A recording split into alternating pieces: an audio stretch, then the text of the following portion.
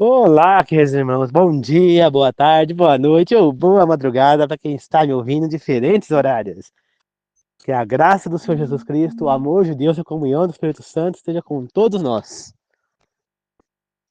Na meditação de hoje falaremos sobre as consequências de não se consultar a Deus antes de tomar uma decisão. Antes de começar, como já é de praxe, pausem o vídeo agora e curtam o vídeo. Quem não se inscreveu no canal, aproveite e já se inscreva. 1, 2, 3, já, pause. Já? Já deixaram o like lá, curtiram o vídeo? Quem não se inscreveu no canal já se inscreveu? Muito obrigado. Não esqueça de compartilhar quando o vídeo acabar. E quem quiser colocar algum comentário nos comentários, fique à vontade. Tá? Agora, antes de começar, vamos fazer uma oração. Querido Deus amado, que o Espírito Santo me tome neste momento e que fale através da minha boca. Que me ilumine para que nós possamos levar mensagem às pessoas. Que nós possamos estar nesse momento com a presença das três maiores professores do mundo no nosso meio. Deus Pai, Deus Filho e Deus Espírito. Que assim seja, meu Deus. Em nome do Pai, do Filho e do Espírito Santo. Amém. Queridos irmãos, nós vemos na Bíblia que nós temos lá os patriarcas, os profetas, os apóstolos, né? E o que nós podemos tirar a conclusão? Eles eram pessoas perfeitas? Pessoas que nunca erraram? Não, pelo contrário. Eles eram homens como eu, como vocês, como todos nós. E cometeram erros também, pecados. O único que nunca pecou foi Jesus Cristo. Então, nós não devemos achar ou ficar envergonhados por cairmos em pecado. Nós não devemos se sentir fracassados, ficar revoltados, cair em depressão por cometermos um pecado, algum erro. Não, nós temos que lutar contra os nossos erros, contra os nossos pecados. Mas nós não podemos nos sentir inferiores a nada, sentir nada por conta de pecar, pois todos pecaram. E todos nós podemos ser servos de Deus. Porque todos eles foram servos de Deus, foram pessoas importantes na história do mundo, mas eram pecadores, né? Então, alguns desses personagens, eles esqueceram de consultar a Deus em determinado momento. E tiveram consequências difíceis, né? O primeiro foi Abraão, né? Abraão não consultou a Deus antes de se deitar com Agar. Quando Sara disse a ele que ela já sendo estéril, né? Ela tinha entrado na menopausa, as regras dela pararam, então que ela não poderia ser mais mãe, ela pediu que ele se deitasse com Agar. Abraão deveria ter feito o quê? Consultado a Deus. Ele falava com Deus. Então, ele poderia consultar a Deus e perguntar a Deus se era essa a vontade dele. Se ele, Abraão, poderia se deitar com Agar, ter um filho, já que Sara não poderia dar mais filhos. Deus ia chegar dele e falar: não, Abraão, o filho que você vai ter é com Sara, que era Isaac. Mas Abraão não consultou a Deus. Aí foi um dos pecados, foi o pecado de Abraão. Ele não consultou a Deus. Não consultou. E aí, ele deita com Agar e tem Ismael. E a gente sabe as consequências disso, que ele foi obrigado depois a expulsar o filho e Agar, né, do acampamento. Depois, indo mais para frente, Moisés, né? Moisés também cometeu erros. Primeiro, ele não circuncidou o filho, né? Quase morreu. Mas ele também deixou em um momento de consultar a Deus. Quando ele manda os espias espiar a terra. Não foi Deus quem mandou Moisés mandar esses espias, mas foi o próprio Moisés que decidiu mandar os espias. Ele poderia ter consultado Deus, eu posso mandar, estou querendo mandar os espias lá para espiar a terra, posso mandar? Né? Quais eu devo mandar? Não, ele não consultou a Deus. Né? E também teve as consequências. Né? Por conta disso. Que as consequências foram que houve aquela confusão, 40 anos no deserto, por conta dos espias terem falado as coisas erradas, desencorajado o povo, né? Depois nós temos Josué. Josué, ele por 2 vezes errou. 2 vezes. ele deixou de consultar a Deus, né? Ele vai para Jericó, ele consulta a Deus e destrói Jericó. Depois, ele manda os espias até Ai. Os espias vão até Ai, e aí eles voltam e falam que é uma cidade fraca, com pouca resistência, poucos moradores, e que era fácil, a gente derrubar fácil, tem pouca segurança. Josué, então, movido pela autoconfiança de achar que eles eram capazes de vencer aquele povo, ele manda, então, acho que 300 mil homens, 300 homens, não lembro, é uma coisa assim, né? E deixa os outros lá para os mais velhos, os guerreiros mais fortes não foram, né? E aí o que acontece? Eles acabam voltando derrotados e tiveram alguns mortos nesse caminho, né? Isso por conta do pecado de Acã, que tinha pecado. Ah, mas a culpa não é de Josué que Acã pecou. Não, não é. Mas a culpa é de Josué, que como líder deveria ter consultado a Deus antes de ir enfrentar Ai. Ele se deixou levar por achar que era uma guerra fácil e não consultou a Deus. Deus não ordenou. Deus ordena que ele vá lá e ataque Jericó, né? Como ele deveria fazer em Jericó. Agora, Deus não ordenou que ele fosse atacar Ai. Entendeu? E ele não consultou a Deus. E aí aconteceu esses casos. Aí depois disso ele ficou lá prostrado, eles rasgaram as roupas, ficaram lá prostrados um tempão e Deus falou com Josué. Depois que ele perguntou por que, meu Deus, isso? E aí ele falou, não, porque Israel pecou, alguém pegou os espólios de guerra, tudo. E depois no dia seguinte Deus apontou a Cã, que foi morto, apedrejado, e depois foi queimado, né? Juntamente com os filhos e tudo que era dele.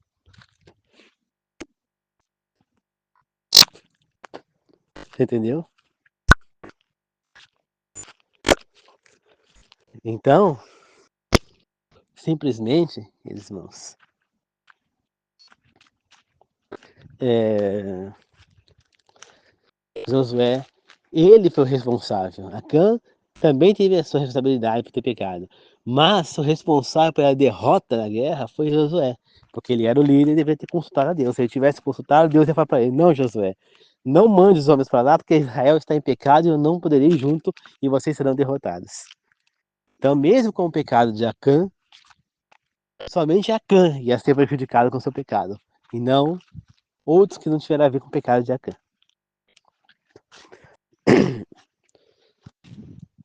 Depois, Josué teve a história com os gibeonitas, né? O povo de Gibeão, que foi disfarçado de migrantes distantes e convenceram Josué e os de Israel a prometer, a jurar que eles não iriam matá-las, né?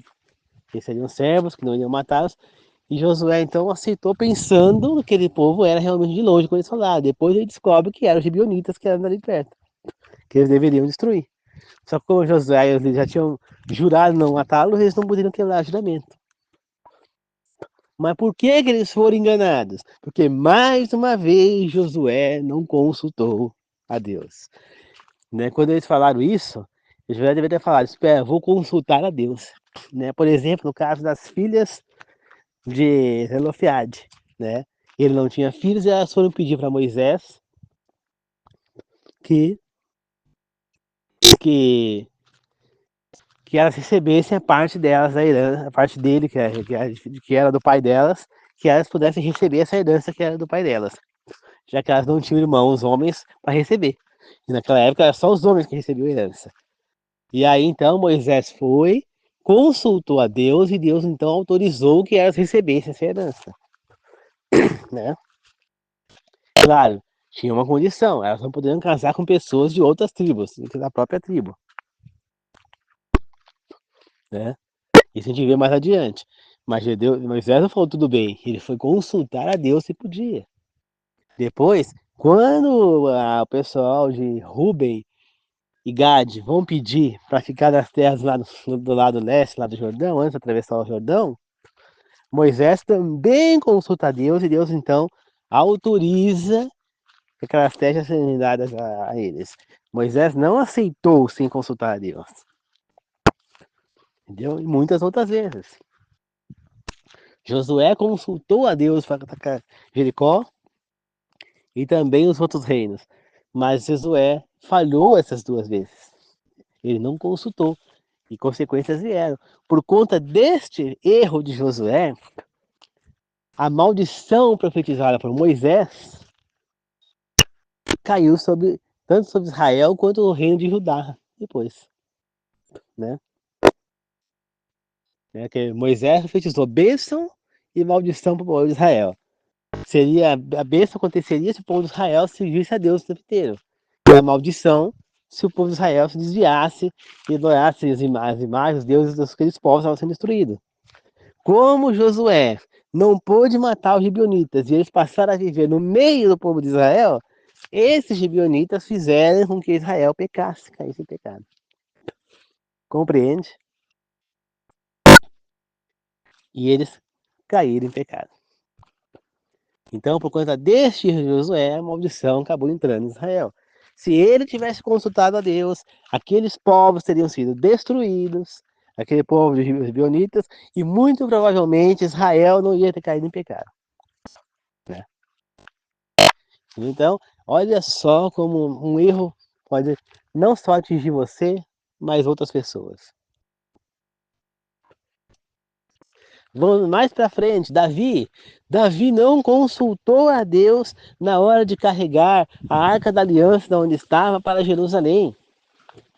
No caminho a arca, os bois lá tropeçaram, o carrinho que estava carregando a arca quebrou, e a arca foi cair, e aquele homem, que eu não vou lembrar agora o nome dele, estava do lado, foi segurar a arca e ele morreu na hora, porque tocou na arca. Tudo por quê? Porque Davi não consultou a Deus e as escrituras, inclusive. Porque a arca não deveria ser carregada daquele jeito, mas sim com as coisas pelos levitas, não por carrinho. Então depois, mais para frente na Bíblia, você vê que Davi confessa isso. Né? Ele compreende que ele errou naquele momento. E aí depois ele carrega a arca da maneira correta. Né? Então, queridos irmãos, nós vemos coisas que acontecem porque o povo não consulta a Deus. Por isso que antes de tomar uma atitude na nossa vida, nós devemos consultar a Deus, pensar se é da vontade de Deus. Antes de assistir algo na televisão, devemos perguntar para Deus, ou devemos ver, eu poderia assistir isso com meu filho? Eu poderia assistir isso com Jesus? Se a resposta for não, não assista. Você entendeu? Não assista. Por quê? A televisão, ela influencia a gente. Há uma influência da televisão na pessoa. Você entendeu? Então acaba influenciando muitas vezes a pessoa a fazer algo que não deve. Né? Por que que nós estamos com tanta hoje em dia incidência de tanta coisa mudança no mundo do que era, por exemplo, eu falo da minha época, há 20 anos atrás. Olha o mundo, há 20 anos atrás. Não estou indo muito longe, há 20 anos. E hoje em dia, né? Há 20 anos atrás, você olhava para as pessoas e você não via tantos, não via tantos homossexuais por aí, por exemplo. Não via tantos transexuais por aí, por exemplo. Imagina se na minha época de estudo eu ia ver um menino vestido de menina. E agora, quando eu trabalhei ano passado na escola aqui, eu vi. Tinha um aluno que ele era homem e era vestido de mulher, né? E ele queria ser chamado pelo nome de mulher, né? Então ele se vestia como mulher, ele é maquiado, cabelo comprido, roupa de mulher.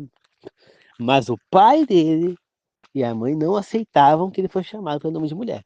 Ele tinha que ser chamado pelo nome dele, né? Então, a gente vê o que, queridos irmãos? Isso aí é uma coisa totalmente fora do natural. Como que uma criança, ele estava entrando na adolescência agora, ele tinha o quê? 13 anos? Acho que 13 anos, ele estava no oitavo ano ali. Então, você põe ele no oitavo ano. Aí nós vamos pensar, oitavo ano. Entra no primeiro ano com 6 anos, segundo ano 7, terceiro ano 8, quarto ano 9, quinto ano 10, sexto ano 11, 7º ano 12, 8º ano 13. Então ele tinha entre 12 e 13 anos. E já estava dessa maneira. Então é uma coisa que meu filho, se tivesse, ele não iria se vestir desse jeito. Ele só iria se vestir dessa maneira depois dos 18 anos. Quando ele tivesse 18 anos, aí é problema dele.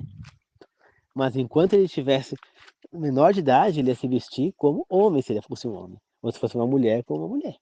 Eu não aceitaria. Enquanto ele estivesse vivendo embaixo do meu teto, na minha casa, eu não aceitaria. Entendeu? Não é preconceito. É porque eu não aceito nada na minha casa que não seja de acordo com Deus. Que nem, por exemplo, eu tenho casa de aluguel lá em casa.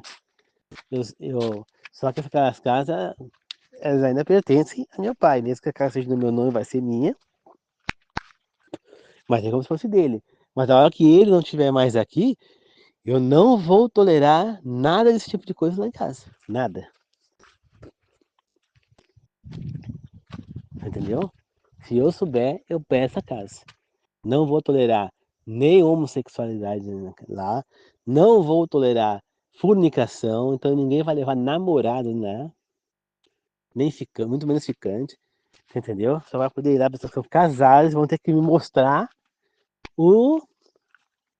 a certidão de casamento para morar junto lá. Entendeu? Na minha casa, que é um lugar de Deus, de respeito. Eu não quero esse tipo de coisa dentro da minha casa, eu não quero. As casas são minhas, então eu tenho o direito de não querer, não é preconceito. É simplesmente uma questão de respeito. Eu sou um servo de Deus e não posso compactuar com coisas que não vêm de Deus. Como, por exemplo, a homossexualidade. Eu não aprovo. Eu respeito quem é, tenho parentes que são, respeito, tenho amigos que são, respeito numa boa, convivo com eles numa boa, mas eu não aceito dentro da minha casa ninguém que seja dessa maneira. Né? Graças a Deus, nenhum. Tirando uma das minhas parentes, que é assim, ela é mulher e se veste como homem, os outros todos eles se vestem normalmente, né? Mesmo meus amigos que são homossexuais também se vestem como homens normalmente. Agora, essa pessoa, essa pessoa que é mulher que se veste como homem, essa eu aceito na minha casa porque é minha parente. Você entendeu? Mas, mas ela não mora comigo, ela vai de visita. Entendeu? Eu não posso chegar nela e falar, não quero você na minha casa. Você é minha parente. Entendeu? Agora, eu posso, mas agora um filho meu morando na minha casa não vai. Entendeu? Eu respeito ele. Eu não vou obrigar ele a não ser. Eu respeito a decisão dele tomada. Né? Eu vou explicar para ele tudo que eu conheço sobre Deus e o que Deus é sobre isso, e ele que toma a decisão dele. Eu não posso obrigar. Entendeu? Mas eu tenho que servir ao meu Deus. Então a gente vê que o mundo está cada vez pior. Hoje em dia você sai na rua, toda hora você vê homem com homem se beijando, andando de mãos dadas, mulher com mulher. Chega artista na televisão e fala assim, tem namorada, uma mulher, o homem faz um namorado, como se fosse uma coisa normal. Entendeu? Então tudo mudou. Então tudo está sendo escandalizado. Então, se há coisas que não são de acordo com Deus, eu não vejo. Eu não vejo mais novelas da Record. Por quê? Da Record não, da Globo. Porque elas estão cada vez mais indecentes. Entendeu? Eu assisto alguma antiga, como Da Cor do Pecado, às vezes eu reassisto. Mas é uma novela muito mais. É, assim, calma, é novela da minha época de criança. Então, pega uma novela dessa antiga, da minha época, como Da Cor do Pecado, O Beijo do Vampiro, é, o Banacan, Uga Uga, Por Amor, né? Novelas que são da minha época, Alma Gêmea, e ver se há esse tipo de escândalo na novela. Vê se tem algo de. Não tem. Passou agora a reprise na Globo da Alma Gêmea. Você vê que não tem cena de sexo, não tem. Né? Não tem homossexuais, não tem. É uma novela que você pode assistir. Agora, hoje em dia, virou um escândalo nas novelas. é homossexual pra todo lado. Pegar até a coitada da Fernanda Montenegro, uma mulher com mais de 90 anos de idade, pra beijar outra na boca na novela, meu Deus do céu. Se eu fosse ator, eu falava, não faça. Teve um ator que se negou a fazer coisa homossexual, né? Ele se negou a fazer. E ele estava certo. Ele não tinha que fazer isso. Entendeu? É um absurdo. Mulher com 90 anos fazer cena homossexual, não dá. Isso aí é falta falta de respeito com a atriz, falta de respeito com o público. Entendeu? Isso não tá certo.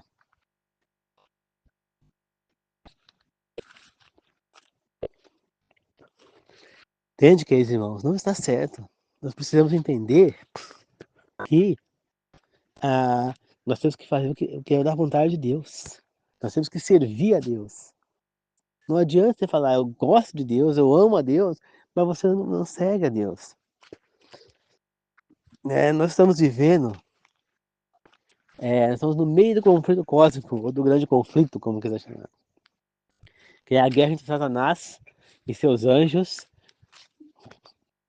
Cristo e seus anjos, né? No caso, Satanás são os anjos caídos, que são os demônios. Satanás seus demônios, Cristo e seus anjos, né? Então, a gente vê na Bíblia, né, que no caso de Ciro, por exemplo, está escrito, né, que que Gabriel, ele tentou fazer com que Ciro fazesse certo, a vontade de Deus, mas os demônios de Satanás também estavam lá querendo que Ciro fizesse contra a vontade de Deus. Então, ele estava ali naquela batalha. E Gabriel, mesmo sendo um anjo poderoso, ele não teve como vencer os demônios de Satanás. E aí ele fez o quê? Ele chamou alguém mais poderoso do que ele, Arcanjo Miguel, também chamado Jesus Cristo, né? Então o Arcanjo Miguel, Jesus Cristo, foi lá e expulsou os demônios de Satanás de lá, venceu eles e fez com que Ciro libertasse o povo de Israel do cativeiro condicionalmente, né? Porque a maldição que Israel, que Moisés pôs, como eu estava falando, era o quê? Que o povo seria espalhado pelo mundo, que não mais seria nação. Israel nunca mais foi nação depois da batalha. Depois, no caso, primeiro Oséias, né, caiu, né, o rei Oséias de Israel, caiu, foi levado como cativo, né, e morreu lá cativo. Israel foi dizimada, não existia mais o reino norte, né, que era o reino de Israel. E aí ficou só o reino sul. Depois Manassés caiu em pecado, foi levado cativo também, rei de Judá, era o reino sul. Mas lá cativamente ele se arrependeu, orou a Deus e Deus o libertou e ele volta para Israel. E Israel continua tendo reis, descendentes dele, mas dali em diante Israel não era mais, o reino de Judá não era mais um reino independente. Eles eram dependentes dos assírios, depois viraram dependentes dos babilônios. A Babilônia foi lá, né? Então você pensa que a Babilônia foi lá e destruiu Israel. Não, a Babilônia não foi lá e destruiu Israel, né? Não, a Babilônia foi lá. Por quê? Por que Nabucodonosor atacou Israel? Poucas pessoas sabem disso. Pensa que ele foi lá por atacar porque queria dominar aquele povo. Não. A Babilônia foi atacar Israel porque Israel estava se negando a pagar impostos para a Babilônia. Tá? Porque o reino de Judá estava se negando a pagar os impostos, não estava pagando direito à Babilônia. Então eles foram lá, Israel se fechou, mas não tinha como se defender porque Deus não estava com eles e eles eram fracos. E aí o rei Jeoaquim ou Eliaquim pegou e foi morto, né, filho de Joacás. Filho de Joacás não, irmão de Joacás, né? E Eliaquim foi morto.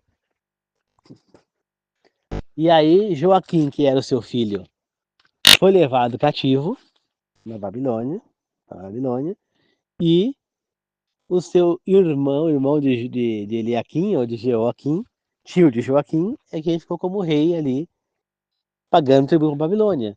Mas Edequias, ele queria matar Joaquim, seu sobrinho, porque ele queria ser o rei de verdade de Judá, né? E não imposto por Nabucodonosor.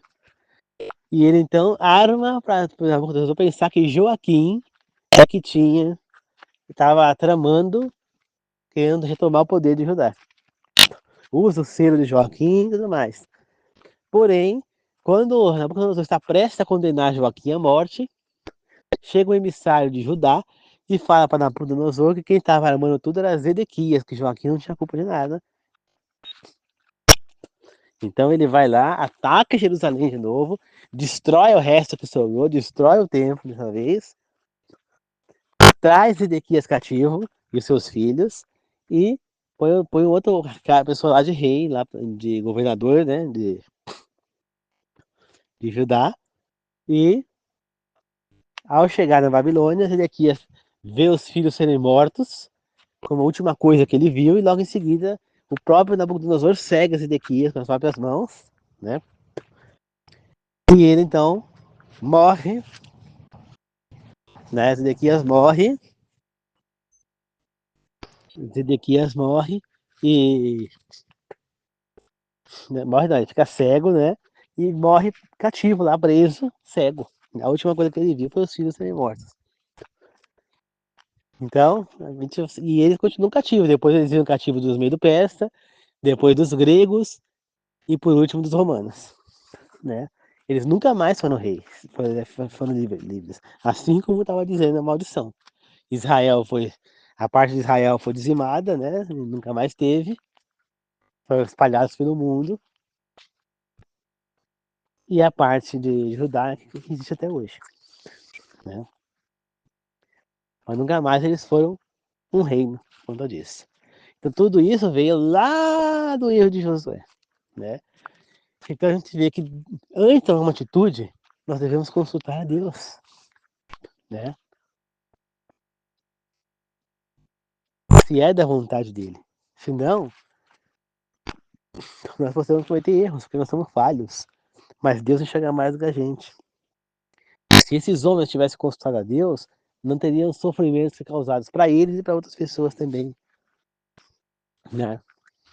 Josué não teria sido enganado se tivesse consultado a Deus antes de tomar a decisão. Ele consultou quem? Os líderes tribais, mas não consultou a Deus, né? E a condenação de Israel de não ser um povo mais era por 2050 anos, se não me engano, né? 7 tempos. Quando a gente faz 7 tempos, nós temos que entender que 7 tempos são 7 anos, né? Proféticos. Só que 7 não é que ia ficar assim 7 anos. Aí você vai fazer o quê? 7 anos, você vai ter que multiplicar esses 7 anos pela quantidade de dias que tem 7 anos. Então, se você fizer 7 vezes 360, que é a quantidade de dias do ano que a gente usa, para fazer a conta, são 2.520 anos. 520 dias, no caso. Mas cada dia é um ano profético. Então são 2.520 anos. Explicando mais uma vez para vocês essa profecia, né? Essa maneira. Então, 7 tempos significa o quê? 7 anos. Cada tempo é um ano. Então, 7 anos. Aí, nós temos que transformar esses 7 anos em dias. Então, 7 vezes 360 dias, que cada ano tem 360 dias, dá 2.520 dias. E aí nós temos que cada dia é um ano profético. Então, se são 2.520 dias, então são 2.520 anos. E isso, quando a gente vê, né, na parte de Israel, a gente vê que termina, não lembro agora o ano, na parte dos 2.520 anos, né, da, da maldição, né, da profecia da maldição que Moisés jogou no povo de Israel, né? Bênção ou maldição, né? Eles é que decidiriam. E no caso de Judá, ela começou depois da queda de Manassés, né, do rei Manassés, quando ele foi levado cativo, e ela terminou no ano de 1863, se não me engano, depois de Cristo, quando o povo de Deus se reuniu, né, novamente. Então, nós vemos só que eles se reuniram, mas até hoje eles não são tão considerados um país, assim, digamos, né? É o Estado de Israel, mas nunca fala o país Israel, né? Então, quer dizer, nós vemos o que erros podem causar. Então, antes de tomar uma atitude na sua vida, uma decisão, consulte a Deus qual que é a vontade dele, entendeu? Igual eu fiz aquele goleiro, que poderia ter ido jogar no Chapecoense e ganhar acho que 50 mil por mês. Ele estava desempregado, passando até fome. Só que ele decidiu consultar a Deus. E quando ele pegou, então, tirou a prova dos 9, falando que ele só iria se permitisse que ele não trabalhasse, nem jogasse, nem treinasse, nem jogasse no sábado, né? Sexta-feira, depois do pôr do sol, até o sábado, depois do sol. E eles falaram não. Então ele pegou e não topou ir. E nós vimos que naquele mesmo ano, no final do ano, o avião da Chapecoense caiu, o goleiro titular morreu e o reserva foi amputado de uma perna. Então a gente vê o quê? Que se ele tivesse lá, ele poderia ter morrido. Ou amputado, ou algo pior. Ficado aleijado de alguma maneira. Entendeu? Então, muitos jogadores morreram naquele acidente. O técnico morreu. Repórteres que estavam junto no avião morreu. Poucos foram sobreviventes. Então, olha o livramento que Deus deu a este homem, porque ele resolveu negar algo que muita gente aceitaria. Você nem pensar duas vezes. Você, eu, será que eu, por exemplo, sempre joguei de goleiro. Então, se o Chapecoense me ligasse e falasse 50 mil pra você jogar aqui, você acha que eu não toparia? Claro que eu toparia. Ganhar 50 mil por mês? Hoje em dia, claro que eu não toparia, porque eu não tenho condição física para jogar, né? Mas quando eu era mais jovem, eu toparia. Nem pensaria nem duas vezes, porque eu não tinha esse pensamento que eu tenho hoje. Hoje eu não toparia. Mas naquela época eu toparia. E a maioria das pessoas toparia. Fala, ó, ganhar 50 mil por mês, mesmo que você ficasse lá um ano, se você fizer um ano, 12 vezes 50 mil, ia dar 600 mil reais, né? Em um ano, 600 mil. Se ficasse 2 anos, era 1.200.000. Se fosse mandado embora, se fosse mandado embora em um ano, 600 mil tava ótimo, já guardado na minha conta ali, isso aí já ia render uma grana por mês, entendeu? Então, meu amigo, claro que a gente toparia, ninguém ia pensar duas vezes, né? Mas,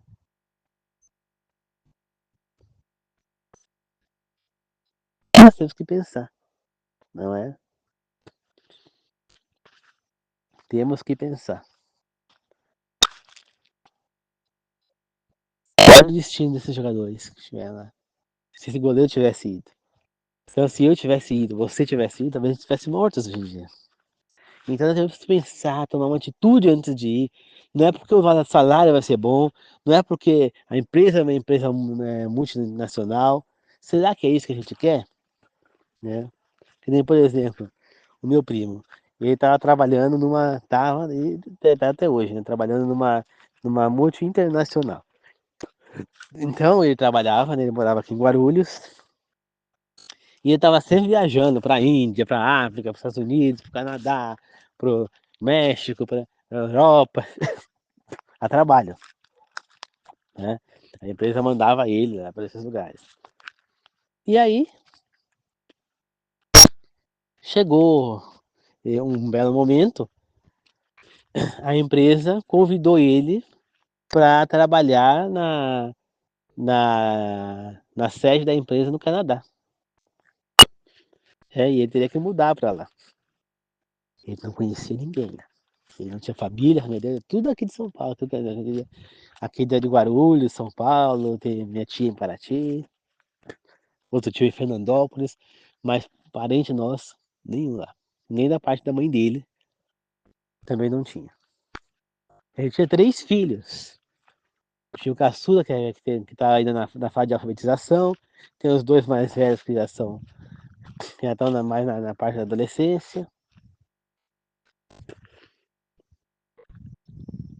e ele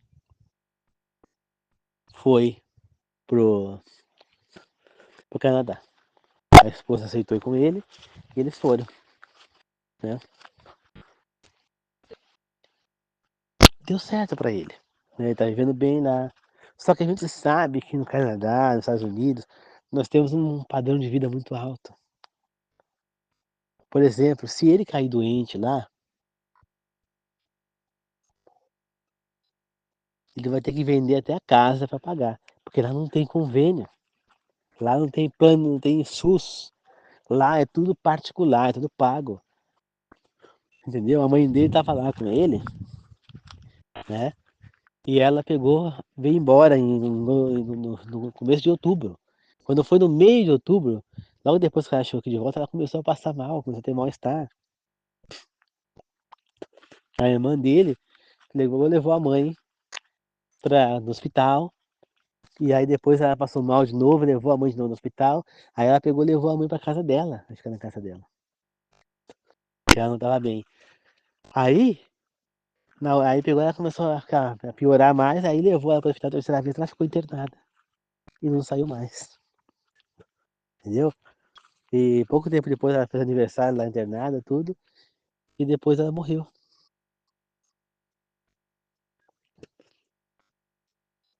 né? Depois ela morreu. Aí eu falo pra vocês,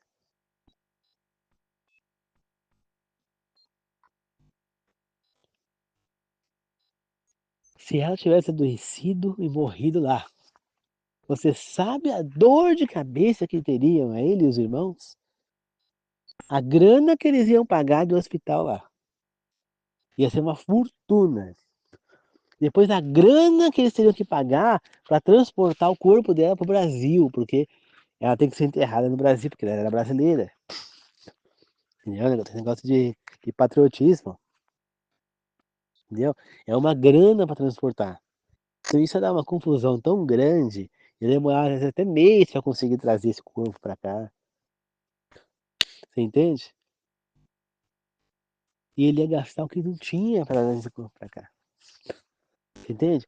Então, gente, tem que pensar 2 vezes. Você fala, eu vou para os Estados Unidos e acha que, é, que é uma coisa maravilhosa, vamos lá trabalhar, isso aqui. Pode ir, mas entenda uma coisa: se você não tiver grana, você não vai conseguir viver lá. E segundo, lembre-se, se você cair doente lá, você está perdido. Você está perdido. Outro dia eu vi lá, eu vi uma, uma reportagem de uma moça que ela foi fazer um intercâmbio lá, né? Fazer um curso lá. Aí, pouco tempo depois que ela chegou lá, um mês talvez, ela adoeceu, teve uma doença que ela ficou paralisada. Ela não conseguia mais se mexer do pescoço para baixo, né? Ela foi ficando fraca, fraca, de repente ela começou a ficar sem movimento. Aí ela estava internada lá. A família estava devendo uma grana preta lá e não conseguiam trazer ela, queriam trazer ela para o Brasil, ser tratada aqui, né, no SUS e tal. Mas não conseguiam trazer ela de volta. A grana que estavam pedindo, a burocracia e o dinheiro comendo lá no hospital e eles não vão pagar. Compreende, gente? Olha o problema. Será que é isso que você quer para você? Pensa muito bem antes de você sair do teu país para ir para outro lugar. Pensa bem. Não é uma coisa simples. Acha que vai assim. Muita gente volta por árvore das pedras. Olha quantas pessoas que estão sendo deportadas de volta dos Estados Unidos para o Brasil e para outros lugares que estavam lá pelo Trump. Gente, não é fácil não. O pessoal pensa que vai enriquecer, não é assim não. entendeu? Tem gente que vai lá e, e não arranja nem emprego, tem que trabalhar de faxineiro, de garçonete, de um monte de coisa para ganhar a vida. E, e ganhando, e o dinheiro que ganha vai todo no trabalho. Você entendeu? Todo. Vai tudo na despesa. Não é pra mandar dinheiro pra cá. Né? O meu primo, ele tá bem lá porque ele já foi lá empregado, a mulher dele já foi pra lá também, já com o emprego encaminhado, entendeu? Então é assim. Mas agora, aqui não é. Mas agora se ele cair doente lá, ele tá perdido. Ou se a mulher dele cair, os filhos, ele tá perdido, vai gastar uma grana que não tem. Lá não tem SUS, não tem essas coisas. Se morre alguém lá, vai dar um trabalho para trazer para cá.